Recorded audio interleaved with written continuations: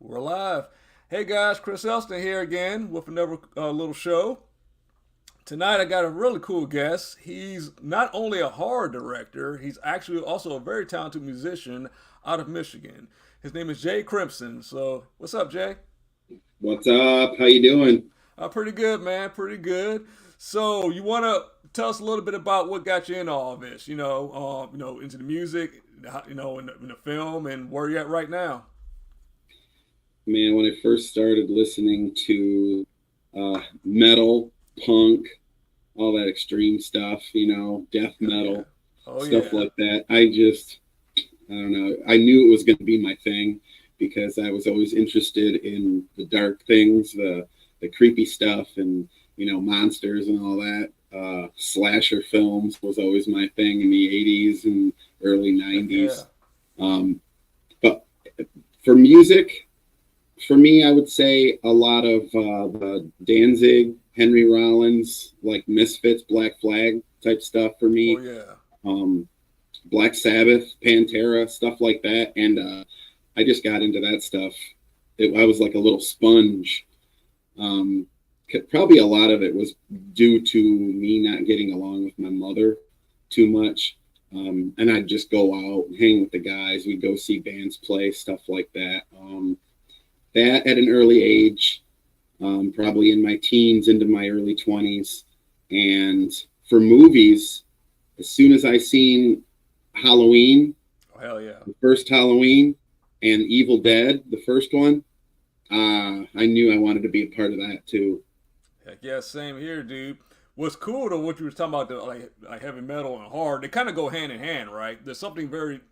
It's almost like they're rebellion. I mean, they're like they've always kind of been the outcasts, like just and everything. And like a lot of horror movies have metal music in it. It's just very fitting. So plus in a lot of heavy metal, I like Metallica, Slayer, Megadeth, and all those guys. The album covers a Slayer. yeah, oh, hell yeah. The album, I mean, Iron Maiden, the covers alone are fucking horror movies, man. So I could definitely see that. A lot of people I talk to, they have the same interest. No, usually if they like horror, they like metal. I mean, just Yeah, I'm a big pro wrestling nerd too.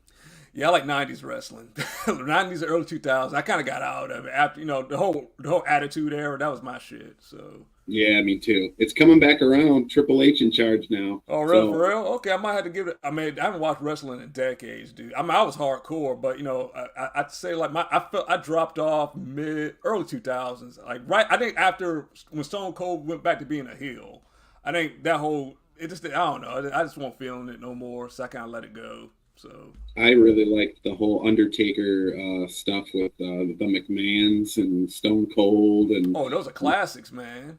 yeah, that was good. When he Undertaker kidnapped the McMahon, and oh Oh my yeah, god, it was like Stephanie like Barry or some shit. It was like I can't. It was some wild he stories like they had. strapped her on that symbol and stuff, and was Yeah, going to man. perform some sort of like ritual. I mean, they went all out, man. I mean, that was literally, it was. I know we're getting a little bit off subject, but what's funny about that was our Marvel movies back in the day, the wrestling shows. That was the superhero shit, you Yeah, know.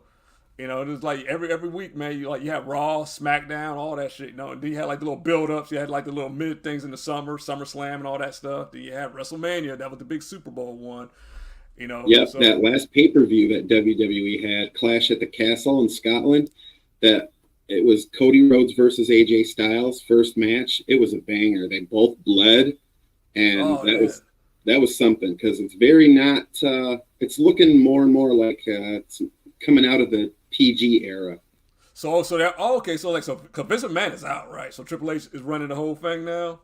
Yep. Yeah, I might have to start trying to look at it again, man. It's been so long, though, God. But I mean, I guess I can catch it. I mean, you know how wrestling is. You can kind of just pick a spot and just go from there. So, Yeah, you do. but yeah. So back to the thing. So all right. So I know you say you're in a few bands, right? So you pretty much do everything, right? You do vocals. You can play instruments, all that. um, I'm a vocalist first, a front man. I feel comfortable in that position, but I dabble in everything. But I would say drums. I play drums in a band called the Candle Burners, and we're more like an Electric Wizard, Black Sabbath type of band, Alice in Sounds cool. Chains, All a little right. bit of Yeah. But I love Alice Chains. we haven't really done much vocals yet because I think all three of us are going to try singing, maybe just two of us. But yeah, we want to keep it a three-piece and just try to come up with stuff. But we're a home band. We just jam at home and stuff like that. It's not too serious, but we do want to release things and release an album or a video or something in the future. Hell yeah, man. Yeah, and my punk band, Chemical Valley Mutants, we released an album on Halloween, just this past Halloween, and we won an award for Best Album for our album Poison for the Blue Water Music Awards, and that was pretty cool. I really didn't think many people paid attention to, because the genre's a little black sheepish around here. It's kind of like the redheaded stepchild, you know. Everyone around here either likes hipster, like rock music, like indie rock. There's nothing too heavy. And the bands that are heavy they're good, but they're few and far between around here. So I was the black sheep growing up, so it might as well be the black sheep as an adult too. Why not? Hey, that's cool, though, dude. I mean, that's how you learn anything new. You got to do something different, you know. Especially now with things are just getting kind of redundant and boring now. You know, that's all across the board. Where it's film, music, everything. So True. we need new shit, man. We really do. That's why they started going around and starting to pick stuff from the '80s and stuff again, and you started seeing stuff influenced by the '80s, like Stranger Things. Great show, but definitely influenced by the '80s. Definitely. I'm starting to see the 90s too now. Actually, because me and my girl, we went to this store in the mall. It's like I guess it's like a hipster store or whatever, clothes. And like, I've said, everything was 90s themed. All the shit that we wore back in the 90s was in there. You know, grunge. Grunge, wrestling shirts, Alice in Chains music playing. I told her, I bet you half these kids weren't even born when the shit came out. Like, it was crazy. But, you know, I mean, it's cool, but it's also kind of scary. Like, damn, are we at the point where it's like 99, like the cutoff point for all this shit? Do we just keep on resetting back and just keep on doing stuff, you know, regurgitating shit up to that point again? I definitely feel that. I feel that. It's kind of scary, dude. But at the same time, it's cool in a way because it lets the next generations know what was what. You know what I mean?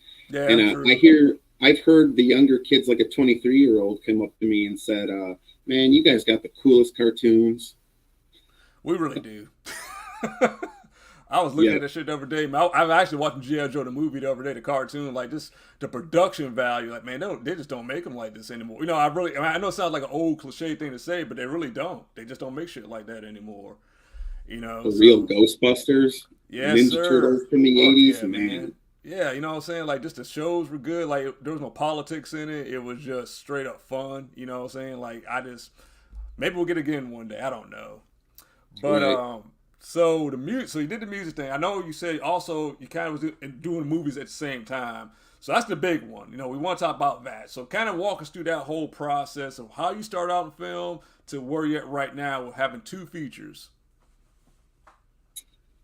Let's see. So I made Green Hell. I got some notes on that. Nothing without my notes. Let's see. I do that too. Don't feel bad. Let's see. Green Hell. Green Hell is definitely kind of like a basement film, kind of like, no one got paid. It was just like a labor of love, kind of fun thing to do with a group of friends. But yeah, Green Hell was one thing. And I've got that on Troma. I had a few physical releases at one point, but nothing professionally done up. Mm-hmm. I think I might have something with all of my films on one thing coming up soon-ish. Nice. Okay. And I'll probably have that for sale online along with stuff when my band plays gigs. We'll probably have some of that stuff in the merch available for when you can see us too. And another thing is Green Hell. I'm having issues with Tubi. I tried to get it on Tubi like a lot of the indie filmmakers do, and they refuse to stream it because the style of the film is a bit abstract. So they think that the file is damaged or broken. They think because of the glitches that I put in it and stuff like that. they think that it's. I'm gonna have to actually speak to somebody, I think, to get that up there. But I've had multiple emails and stuff through them that I've tried. I even went and did that whole subtitle thing that they want you to do, Uh-huh. and yeah, I was still denied. Wow, that's crazy. And I don't know if it's just because of the glitchy stuff, or I don't know. They have some pretty rough stuff content wise on Tubi, so I wouldn't think it's the content. No, I can't. No, it's definitely not the. I can tell you right now, it's not that. It might be the format. Not the that affects you in the movie. I mean, it could be some of a format issue because, ironically enough, I was just watching some stuff this morning on using Film Hub and uploading your film, so you can try to get it put on these platforms. I know like certain platforms they have very specific certain criteria they need as far as like the specs and everything go. So it could be one of those. But I mean, Yeah, yeah, I I'll mean, keep trying. oh yeah, definitely. You know what I'm saying? I'll if I find out any new information, I'll keep you updated on that too. Cool. Yeah, I appreciate that because I've tried that one. Yeah, that's the one to be on though, dude. That kind of goes into what we'll talk later about distribution. But so you did Green Hell, and how was that received? Like, so it's on Troma and stuff. How people seem to take it? People seem to actually like it and have actually compared it to like a David Lynch, something David Lynch would do, just because it was real like surreal, trippy, but at the same time, um, I wanted it to start off confusing and end up make sense at the end, and I think I pulled that off. I just wanted to make something bizarre at first for my first film. I think all my movies are going to be bizarre just because I like to stand out from the rest in some way. Right. So I'll try to be as innovative as I can. But Lilith, this new one, it steps it up. It's definitely an upgrade for me, and which is the natural progression of things, really. But this one, I took my time on more, and man, I just wanted to make something that people would go, "What the fuck did I just watch?" I like the sound of that. Could you tell us? Can you say the premise? If like what it's about? Oh, okay. So, like I said, it's an upgrade of sorts for me as a filmmaker. But my actress Judith Periwinkle, she plays a drugged out prostitute named Lily, ironically, that summons a deity to try to help her out of her life of abuse, drugs, addiction, depression, and something gets a hold of her. We'll just say that. And that this film is a psychedelic horror film. When I first watched the movie Mandy with Nicolas Cage, Yes, sir, great movie. yeah, it gave me some ideas. Not so much. This is more of multiple music videos kind of into a film. I hired artists to make stop motion and clay motion for this movie as well as the live action effects. So it's going to be kind of wild to watch. Nice. I have like the movie. If the movie was like this in one, the screenshot, have it go this way, and it goes like that, and then it kind of stops, and each one is a different frame of something horrible happening to her. I see what you're and saying. Then I go back, and then it goes down, stuff like that. I just really wanted to disorient the viewer. That's a good idea. No, I really like that, man. It's funny. Again, I've been having a conversation with people like, again, like right now, film is getting real kind of boring, kind of safe. Nobody's really trying anything new. And when I mean new, I don't mean just concept. Well, I mean like techniques, everything. And dude, doing stuff like that, that's how we break new ground. You know what I'm saying? Yeah. You got to try stuff out. Yeah, that's what I wanted to try to do. Be innovative any way I could with this. I'm excited. So are you? Okay. So let's kind of walk through the process of Lilith. Just getting it made.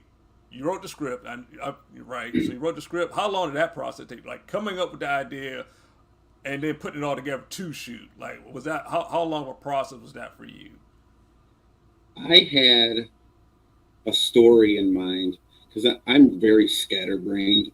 I'll have like a whole bunch of stuff. I got like off screen. You can't see these notebook stacks, but there's notebook stacks over there filled with this wild stuff. Whether it's lyrics for the band or just story ideas, and usually I'll write the premise, and then the next page will be more of the written out thoughts of what would be on the shot. And I don't really think of dialogue too much because I like to have the actor or actress improv.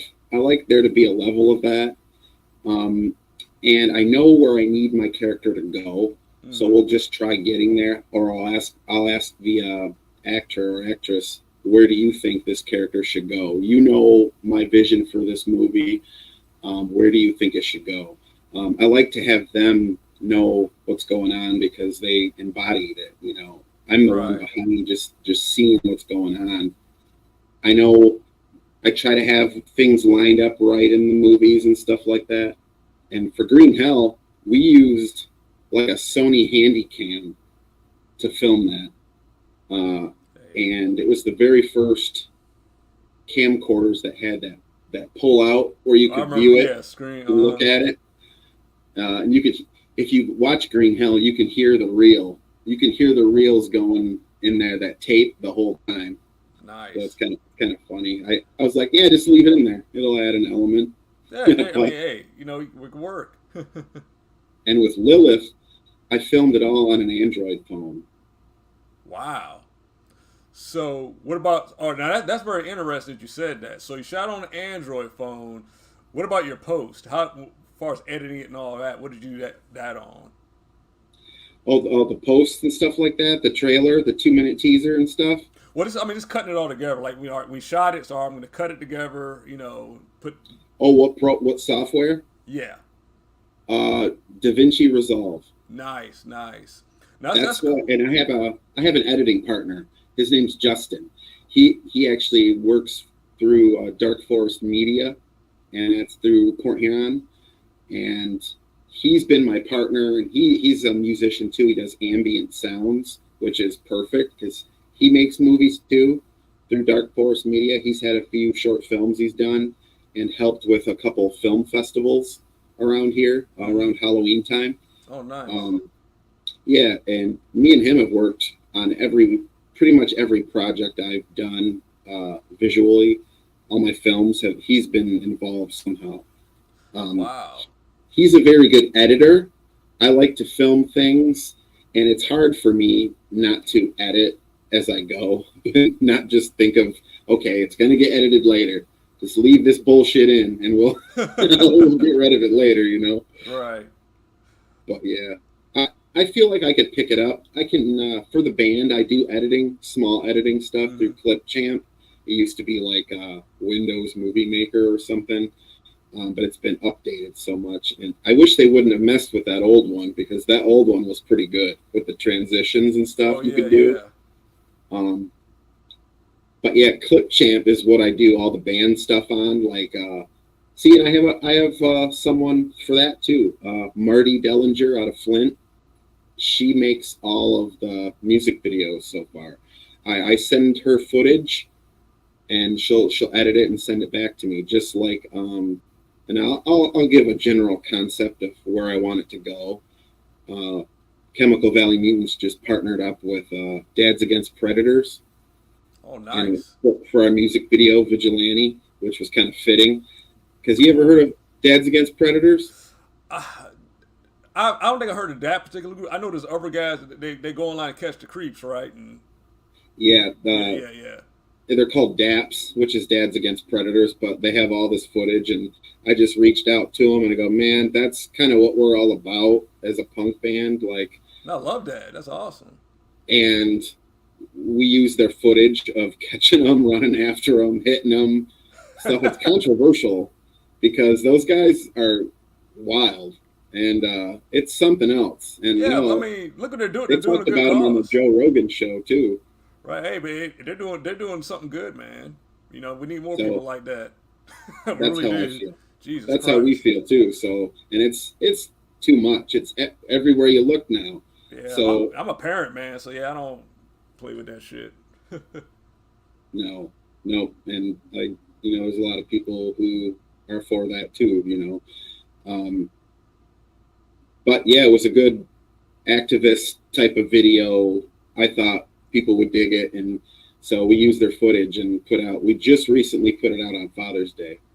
Oh, nice. Is it you got like a YouTube channel or something? We could Yeah, I have my YouTube is Crimson Videos, and that's kind of my brand. I call every movie I do Crimson Video.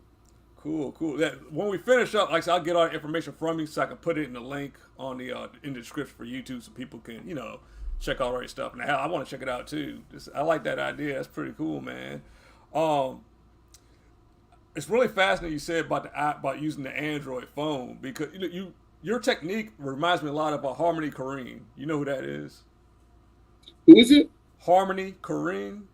He That he sounds familiar. he did Gumo, the movie Gumo, and if you ever seen that, he did Gumo. He did a movie called Trash Humpers. He's a wild guy. He does a lot of Oh, that's so that he's the indie guy, like black metal and all that. Didn't he do that movie with the kids and the cats? yeah Gumo, yeah, like the Oh, okay. yeah, the kid was in the tub eating chocolate bar and shit. That movie. Yep. Yeah, him. Yeah, yeah. And that's a cool movie, man. You definitely remind me like because he'll shoot on all kinds of wild stuff. And it looks really cool. Yeah. His stuff. He kind of predated the whole like social media age. A lot of shit he did in his movies is kind of what they do now on YouTube and Snapchat and shit.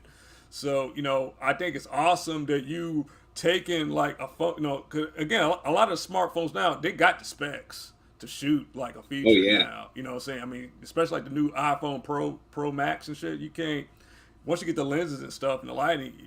It can be done. And it's cool that you need to let not having an actual camera hold you back. And it's probably from cause I saw the trailer for a little. I thought it was really cool. It kind of adds to the aesthetic of it too, right? Yeah. And we're going through some.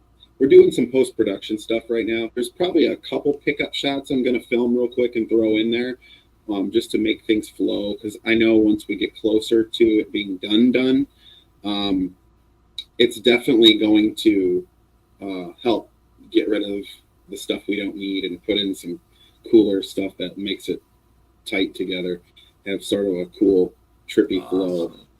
That's so cool. But yeah, I'm excited for people to see it. I think we're probably going to have to make two versions. Oh, I guess a tamer one and like an unrated one. Damn, Yeah. man. So you really got some stuff. I want to ask this too. Are you gonna do the music for it? Like, since you are in a band, are you guys gonna score it? There's probably going to be one of my band songs in there. The scene where Sunshine's driving. This model named Sunshine from from somewhere in Detroit, Waterford.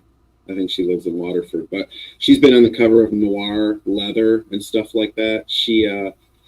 Her scene's going to be cool. My punk band will be inserted in there, but I think we're going to try to actually score this. We have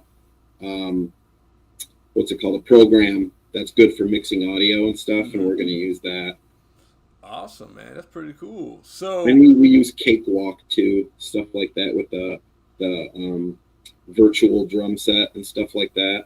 okay, heck yeah. So is the movie? So the movie's done now. So you're just in post right now, editing Yeah. stuff, correct? All right. So without giving anything away, now I know you said there's a lot of extreme stuff in this. For your actress or actors in it, did anybody kind of say, I don't know about this, this is a little much, or was everybody like, let's do this, like we're on board? Yeah, everyone's on board. Cool. Judith, she went above and beyond. The movies definitely centered around her. There's limited engagement with other actors and actresses, but this she did really well. We were dating at the time, so it was one of those things where you're like, what, could you do this for me? Could you do this?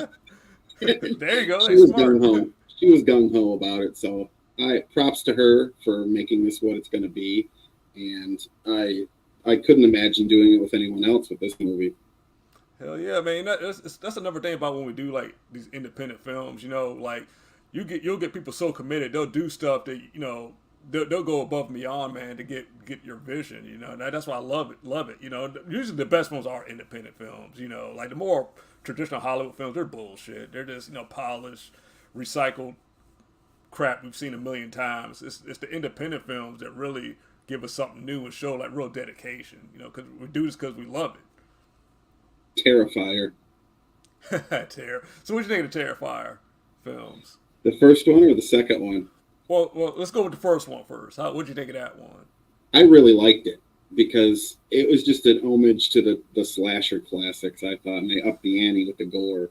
Yeah, the hacksaw scene, man. That's hard to beat. It's hard to beat that hacksaw. They almost topped it in the second one. I think the second one won it. It was just gross, and I was surprised. I seen it in theaters with a limited release in the beginning. Yeah, same here. Me and a friend went to go see it. Yeah, I don't know which one I like better. I think the first one had more of a certain type of element that the second one lacked a little bit of, which was I don't know, just that eeriness. I don't know. It was more of like that classic structure. And the second one, the structure was kind of all over the place. Yeah, I think. See, I like both of them. You know, I like both for different reasons. You know, the first one was a small little film. You know, and they made, they made the best out of it. They made a lot of cool stuff. You know, and that one hacksaw scene established Art the Clown. Let's be real. That what made them legit. But I think that was see, with the second one, it had a lot of good kills in it. But I felt the kills in the first one were more mean spirited. Like they were more darker. If that makes sense. Oh yeah, that makes sense. You know, whereas the second one, it was so over the top fantastical. It was cool and I liked it, but it didn't hit you like that first one with the kills, you know. But the third one's gonna be interesting. We're gonna see what he does with the third one. You know, so far I love the franchise. Now I'm curious to see where do you go. We saw how the second one ended, so what the hell do you go after that? You know what I'm saying? When one gets birthed to the head and shit. Like, okay. Oh yeah, it's going to be a fun time, I think. Hell yeah, man. I mean, I think that's another thing with horror now. You know, despite all the other bullshit coming out, horror still has always been the one that kind of stays true to its roots. You know, we've gotten some good horror shit in the last 2 years. You know, and that gives me hope, for when we do stuff that, there's there's an audience still for it. So with Lilith, all right, so you said it took quite a while to get it completed, right? A few years? Yeah, me and Judith started it in, let's see, March of 2021, maybe May, but I'm pretty sure March. I know it was one of them M months, but yeah, things were getting back to normal after COVID a little bit by then, but things were still, it was still the what we call it, the resonation of it, right, was still there, and we made the best of it, and it was cool. I think we filmed something really cool. That's awesome. She has no idea how good this is going to be, actually, which is kind of funny. At least that's my opinion of this. She's like, okay, I made this indie film with Jay. It's going to be whatever. It's going to be, but she just knows it from the one aspect, and I can say that because me and her had a relationship, and we still do, but it's not like it was. And things happen. But it was interesting, and it's just hilarious. She's a riot. She's funny, but she knew how to play the character because she's been through some trauma in her life, and she kind of brought that to the forefront with this. And it's probably going to be seen on screen. And there's parts that are going to be sad and stuff like that. But you're mostly there for the ride that I'm taking you on, and it's just. I don't know. Well, we'll have to see what people say and people think. Cool, cool. So, when do you think it will be ready to release, and how? What's your whole process with releasing it? I want to do some convention stuff. I want to print out a bunch of stuff, maybe have some DVDs on hand, maybe some old school like 80s tapes, VHS tapes with some of my stuff on it, and just kind of promo. I'd like to get a booth at one of these conventions, and once Lilith's done, I think those things will start coming to me more, and I'll start doing more stuff like that, and then I'll be thinking about my next film, because I think this one's really going to be a landmark for me enough to say, okay, he's a legit filmmaker. I think this movie's going to do that for me, but who knows? You never really know. But I would like to promote, pass out some flyers, some press stuff, and get some more press, get some more reviews and stuff like that. Even on my old films, I started doing a resurgence of that the last year or two with promoting Green Hell still, and my two shorts, Crickets in the Snow and The Witch, and those are on Troma as well. I have 6 total projects on Troma now, the streaming service. Great. And that is my 3 films and my 3 music videos with my metal band No Class Assassins. Like I said, we're on a break right now, and I took up the helm and started a punk band, Chemical Valley Mutants, and we've been doing that. We're gonna have some more stuff too, so yeah, I'm not stopping anytime soon. Hell yeah, dude! To let you know, when you did your first movie, that made you a legit filmmaker. The fact that you made an entire movie, got it on a platform, that's legit, man. Okay. There's a lot of guys who, I feel that. there's guys that talk about it. A lot of people say, you've heard I'm pretty sure you heard it too. Like, yeah, I'm gonna make a movie and stuff, but very few actually do it because making a movie is hard. It's very hard, and you did it, man. Be proud of that, man. So, and again, I'll help you out. Whatever I can do to share your stuff, just let me know. I'll post Awesome. things. I Yeah, appreciate that. no problem, man. So you kind of talked a little bit about the next topic was distribution. Now, far as your experience with it, what have you done, like far as getting other people, maybe a distribution company? I'm pretty sure Troma would be considered one because they're showing your film. Have you tried upper revenues, or do you have any experiences you want to share with us? I haven't done too much with that. Like I said, I feel like this movie is gonna up the ante for me a bit, so it might be something I'll be able to have a release, maybe possibly through Troma. I've talked to Lloyd about that and his agent, a little bit about it, and them helping me through Troma, posting up my upcoming official trailer for Lilith. Mm-hmm. I think they're gonna become more involved in my whole release and stuff like that. I've talked to their graphic artist too, and he does all the promo clips and stuff like that and posts them on and through Troma's websites. Mike Fink, he's a really good guy.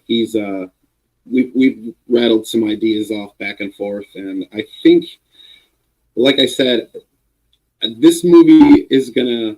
I think people are gonna be like, okay, he's not a joke. This is something. He's showing us something we haven't seen before, and Like the sound of that.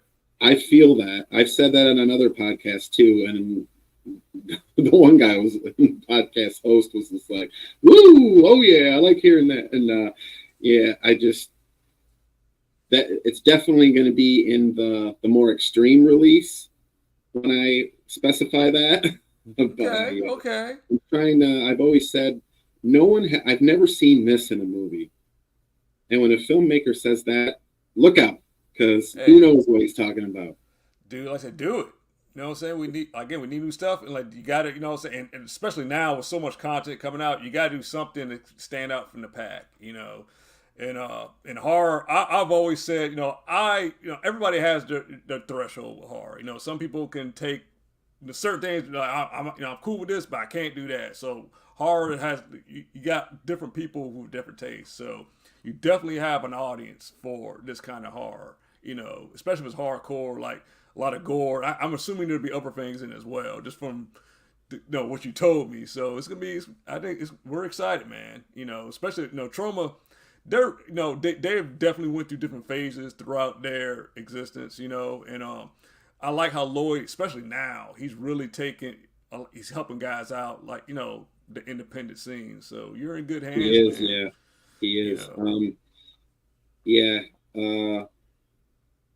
They once I signed that licensing agreement, I started getting checks through Troma, and that's cool.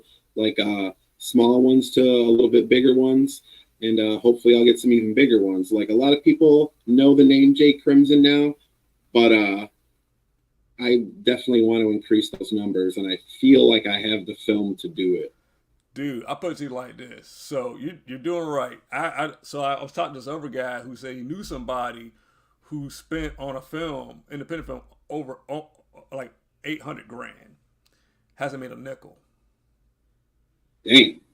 It happens. It happens.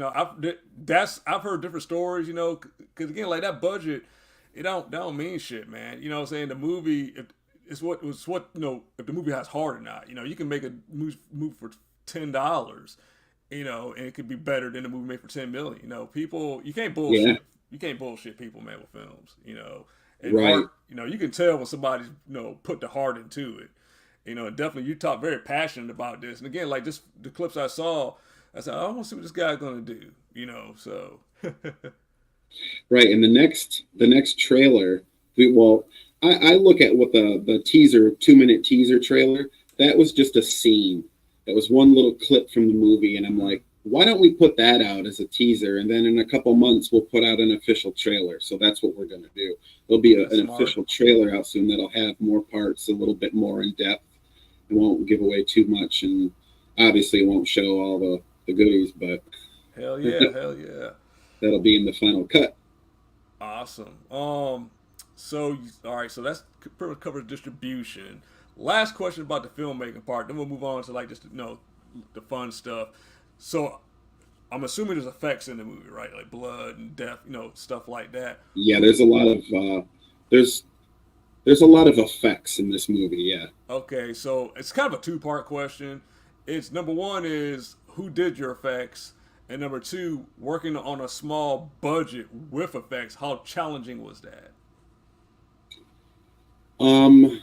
So and I actually have a two-part response.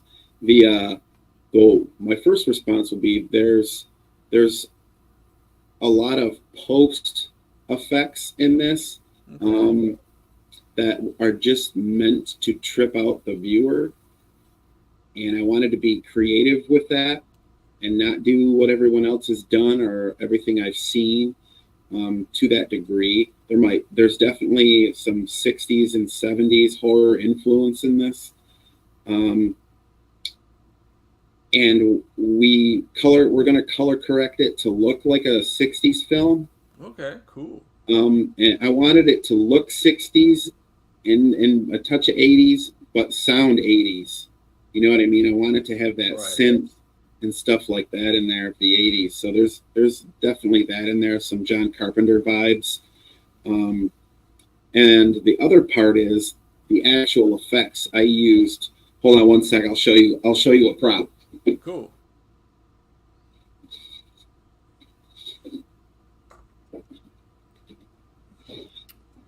So here's a head. Here's a head that I used in this movie, right? The blood pump goes into here, and I had it run through the back of this dumbest head into the eye, so that when I pulled the eye, I had my partner squeeze the blood, and it comes out. Yeah. Hey, that's pretty cool, dude. I would have done the same thing. That's awesome, man. That's what I like. That's what I love, the practical stuff. And that didn't cost you $1 million to do either. It's just it'll get the point. It'll get what you're trying to execute across. I love that. Right. And James Bell. Got another prop. So this dude, very fine crap videos.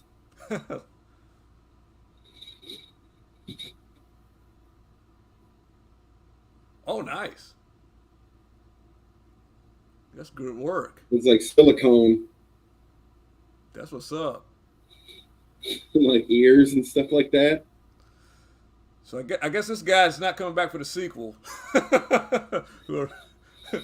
Nope, not that character. I love it, dude. As far as your promotion goes, selling props. People, people love buying like props from films and stuff. That might be something you want to talk about. Think about. If you got enough. Right, especially if this movie does well, I think that'll definitely get people interested in that. Yeah, people love buying props. Those are pretty good props right there. So something to think about, man. If you James want to Bell, part with them. those are his props I bought off him, and very fine crap videos. James Bell and his wife May Bell, I believe, if that's her real name. But they go to conventions and sell their props and stuff like that. He does great silicone work. And I used a couple things from him in Lilith. Nice. So, you, as far as the effects go, doing like the practical thing, you were doing a lot. So you were like handling a lot of that, as far as like spraying the blood stuff. I know you said for the head, you had your friend help you, but for the yeah. A lot of this stuff was done with just someone off screen, which was probably just a recycled actor, like the actor. I got Henry Schul helped me. Phoenix Stotler, who's in the movie, he helped me with it too. It was just off screen stuff like that. Just whoever's right there, get it. Whoever's available to help. All I needed was one person in the shot, maybe a second person, and whoever was there would help. Sweet. That's what we do too, man. That's what I love. When you get that movie family, man, you gotta hold on to them, because that's your tribe. That's your tribe, bro. Yeah, that's my circle of friends. That's awesome. Did you get any behind the scenes of this stuff? Oh, there's some behind the scenes stuff for sure. It'll be funny. When I first started Crimson Videos, I would make a little short behind the scenes clip for each movie, and I'll probably do that with this, and it'll probably be a bit longer than those other ones. Definitely. Again, like me as a horror fan and other horror fans, we love seeing that stuff, man. Because it gives it's cool because it gives you inspiration to make your own things, and it's just people like seeing the process. That's how it builds a good. If you go to the Facebook page for Lilith, it's Lilith, a J Crimson film on Facebook. I've posted a couple behind the scenes things just of how me and Justin go through the process on Da Vinci together, because we live like a few towns away and can't always get to each other. And sometimes it's better when we do the Zoom. So we've been editing this through Zoom. Nice. He'll do the share screen and all that, and we can hear each other and hear everything, headphone it up. As long as we got Wi-Fi, we're good to go. Isn't it beauty technology? Like 20 years ago, we couldn't even done this. Nope. That's awesome. So I think that's about it for that, man. Again, whoever's watching this or who will watch it, this guy has a lot of web links to sites to see his work. I'm going to put them all down on the YouTube page in the description, so you guys can check out. Green Hell, which is on Troma. Check out his site for see his music videos. Follow him on Facebook and keep up with the new project Lilith, and see the whole behind the scenes of that stuff. This is a guy to keep an eye for. He's keeping the indie scene alive. We need more filmmakers like this who are just going out there doing it. Taking risk. Don't be afraid to take risk. I appreciate that, man. No problem, dude. No problem at all. Kind words. Oh, thank you. No, it's been fun talking with you. So, fun stuff. We all we talked about our love for 80s horror, so I'm assuming this is probably an 80s one. What's your favorite monster in a horror movie? Oh, my favorite monster. The director of Jeepers Creepers. No, let's see. I'll take that one. Yeah, that's a pretty good one. It goes right into what I was talking about earlier. Dude, I can't. But before you finish, I can't watch those films anymore. I don't know. It's hard for me to watch them after I found that out. I mean, the monsters in it. I'll say this: he created a very interesting creature. But yeah, damn, and that first one was good, man. That first one was good, and I'm just like, man, you gotta. It's hard to separate the artists from the, you Especially know, something that's you know what I mean. You can't come back from that. Like shit. nope. Um, but a part of me wants to say Voorhees because he was a monster, Yeah. but you're looking for more. Are you looking for more of a monster? Um, I mean, it could be. I mean, it could be like human. You know what I'm saying? I mean, there's different, variations of it. But if Jason, he's got, he's especially the later installments. He's all decomposing and shit. yeah, part 7. That's one of my favorite ones, and you Yeah. can see his spine and his rib cage Yeah. and stuff. Yeah. That He that was looked cool in that one. That was my favorite sequel looking Jason, if that makes sense. he kind of became the definitive Jason. Pretty much all the Jasons after that, they've all kind of stuck with the decompose. I mean, because it works for him. You know what I'm saying? Like, I mean, especially taking that much damage and stuff. Like, I could see him just fall, just being all fucked up. I mean, it adds to his character instead of just being the guy in a hockey mask. So. What was that movie? That it was a Roger Corman movie, and it was like it was kind of rapey. It had rapey vibes, but it was because he likes to have the girls, getting ripped apart and stuff like that, clothes torn off and stuff. It was you could, yeah, Humanoids from the Deep. Yeah, Humanoids from the Deep. Yeah, that movie's really cool. Yeah, that's a wild one. I don't know if you can remake it now, but with the no, and that's the thing too. That's people need to have thicker skin. Yeah, but again, I hate this. I know I don't. I mean, I love horror. Horror is that's the one genre where you can get away with a lot of this crazy shit. Because I guess it's the whole. There's no rules in horror. Comedy, drama, suspense. There's certain things you cannot do in those things. A horror film, you could pretty much do any fucking thing. It's just because it's horror. Yeah, you could make it could all be a dream at the end of the thing. Yeah, I mean reality. I mean continuity could be messed up. Like I mean, it's just you could do anything in horror. So that's the cool thing about the genre. But those monsters in that movie were pretty cool, and I really dug that movie and how it popped out, kind of like Alien tribute at the end. Yeah, yeah, with the girl giving birth. Like shit. That's a good one. Yeah, that really is. I think it's on. Do you have Shudder? It's on Tubi as well, I believe. Yeah, cool. Yeah, Tubi's killing it, man. Like everything you can find. Shudder, that's something I've dabbled with a bit. They got the good stuff. Yeah, they got Joe Bob. That's the reason I keep Shudder, because they got Joe Bob on there. Right. So all right. So we're gonna go with the fish monster from Humanoids from the Deep as your favorite monster. Okay. Favorite practical effect in a horror movie. Ooh, practical effect in a horror movie. It's probably going to sound odd, but this is the first one that came to my mind. You ever see Bad Taste? Yeah, Peter Jackson film. Yeah, when he falls off the cliff, it looked real, man. I don't know what he did with that dummy, but that it looked funny to me. It looked real enough. And I've never seen anyone fall down a cliff like that before. Now that you say it, you're actually right. I've seen. No, I never thought about that one. That's a good one actually. God, he came a long way. Now he's doing Lord of the Rings and shit, right? I know. It's so bizarre. Yeah, he came a Bad long Taste and then Dead Alive is a classic. Yeah, no. You ever see Meet the Feebles? Yes. Yeah, So I had a buddy just right before Lord of the Rings came out, right? We were on a whole Peter Jackson binge, just watching his movies.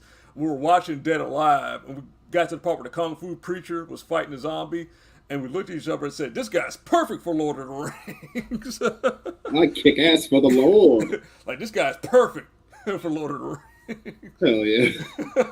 But I mean, the guy with Peter Jackson, man, no, he's got skills, dude. I mean, he's a great director.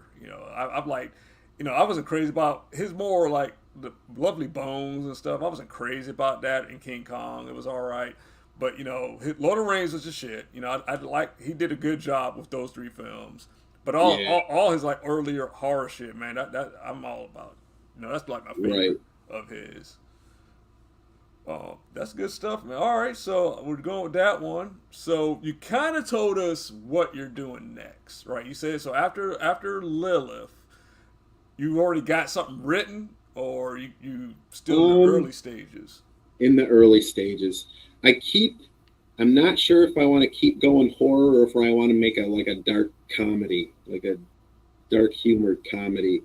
Okay. Kind of like taking inspiration from Clerks type of thing, but I'm not sure yet. I know I have a post-apocalyptic movie in mind where I wanted it to be kind of like 28 Days Later, but with you never really see the character because they're always wearing gas masks type of thing. Okay, that'd be cool. My buddy who played one of the murder victims in Lilith, he has a collection of gas masks. This is a very strange thing to have a collection of, but he goes back and goes on eBay and buys all these gas masks. He's got like 50 of them. And hell yeah. If I could get a person to fill each gas mask, that would be something to see on film. That's cool. So the gas masks, they vary, right? Like they look different. They vary, all different kinds. Right.